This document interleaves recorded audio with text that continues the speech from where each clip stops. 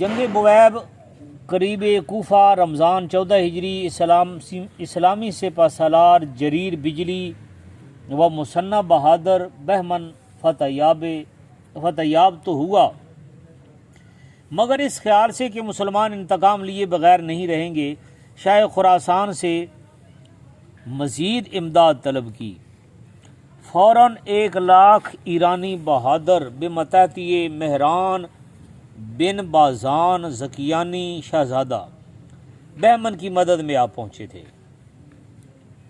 اب ایرانی علم 1,50,000 ایرانی بہادر اپنے سایہ میں لیے ہوئے تھا اور مقابلے میں صرف 12,000 بے سامان غازی ہیں۔ میدان کارزار گرم ہوا، طرفین کے بہادر جوش میں تھے۔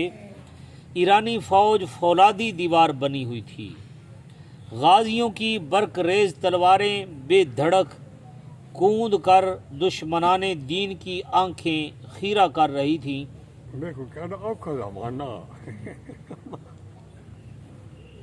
ہون کے ہو ساری 10 بجے بیٹے 10 دیے ساری بیٹا ساری بیٹا۔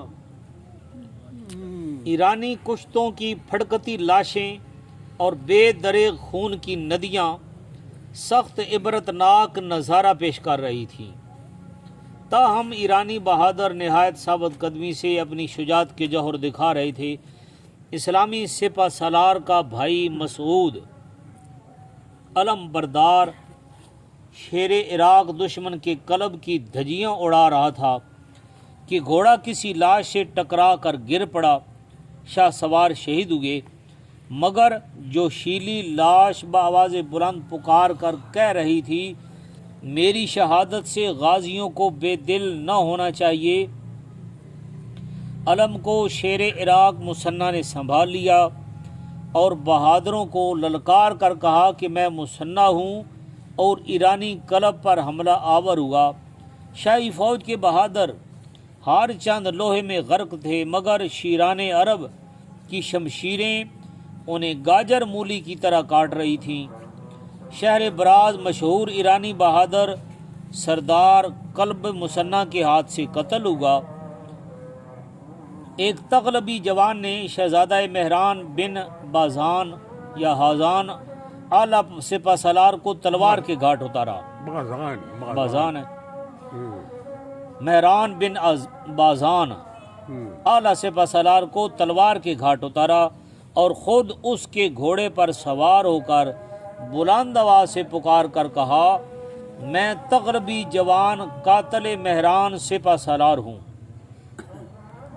ادھر شیر عرب جریز بجلی سپہ سالار اپنے برق انداز حملوں سے ایرانی تسوینہ اور سیرہ کی صفیں تہو بالا کر رہے تھے، میسرہ کی صفیں تہو بالا کر رہے تھے۔ عام ایرانی افسر قتل ہو چکے، صفیں الٹ پلٹ کر بے ترتیب ہو گئیں، میدان کشتوں سے پٹ گیا، خون اس قدر جاری تھا کہ گھوڑوں اور غازیوں کے پاؤں پھسل جاتے تھے۔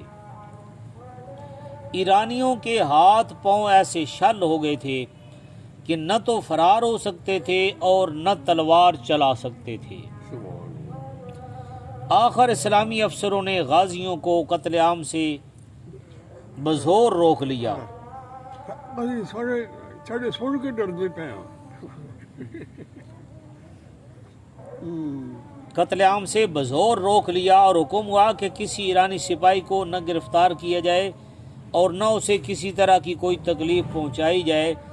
یہ ایسی فیصلہ کن لڑائی ہوئی کہ اس کے بعد کسی ایرانی بہادر کو سرحد اسلام کی طرف منہ پھیر کر دیکھنے کی بھی جرت نہ ہوئی، اور عرب پر جو ایک مدت سے ایرانی رعب چھایا ہوا تھا وہ ہمیشہ کے لیے اٹھ گیا۔ جی بس۔